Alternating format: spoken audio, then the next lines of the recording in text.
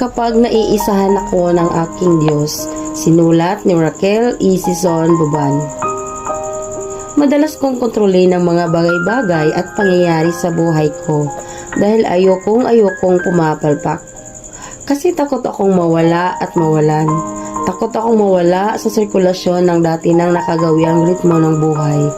Takot din akong mawalan ng ine-enjoy na pribilehiyo at status sa buhay. Kaya gusto kong kontrolado ko ang lahat ng bagay sa aking buhay.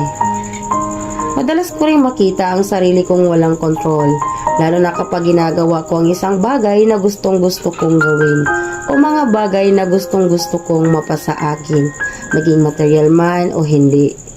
Bunga ng mga ito, madalas mangyari sa akin ang mga labis kong kinatatakutan, ang kumalpak, ang mawala at mawalan. Madalas matuklasan na ang may pakana at may kagagawa ng lahat ng ito ay ang aking Diyos. Sa likod ng lahat ng mga pangyayaring ito sa aking buhay, ang aking Diyos ang siyang nanggugulo sa akin, sukat masira ang lahat ng plano ko sa buhay. Sa tuwing ako'y madidismaya sa kapalpakan ng aking plano, madalas kong maisip na naiisahan na naman ako ng aking Diyos. Madalas hinahanap ko sa aking sarili ang dahilan kung bakit sa kabila ng katotohanan ito, hindi pa rin ako matututo. Plano pa rin ang plano kahit alam ko namang malaki ang posibilidad na hindi naman ito matutuloy dahil guguluhin na naman ito ng aking Diyos.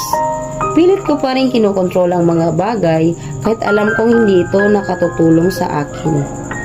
Simple lang naman ang gustong sabihin ng aking Diyos. Kailangan kong ibigay ang lahat ng aking pananalig at pag-asa sa Kanya. Kailangang hayaan ko ang Kanyang kamay na siyang magplano para sa akin. Kailangang ipaubaya ko sa Kanya ang plano dahil ang totoo, siyang pinakamahusay na arkitekto ng buhay. Simple pero mahirap gawin.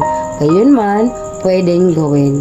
Lalo't hahayaan ko ang aking sariling matakot sa mga dati ko nang kinatatakutan.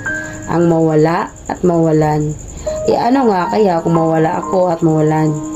Ano nga kaya kung talagang hindi ko makikilala ang aking sarili dahil may iba ang nakagawi ang label sa akin na ikararangal ko? Ano nga kaya kung magiging palpakin ako?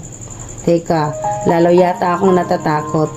Pero huhulihin ko ang aking sarili at paaalalahanan, hindi naman iyan ang ibig mangyari sa akin ng Diyos. Hindi naman ibig ng Diyos na maging palpakin ako. Sa halip, ibig niya akong magtagumpay. Ibang definition nga lamang siguro ng tagumpay. Tagumpay na di material, tagumpay na magpapalakas sa aking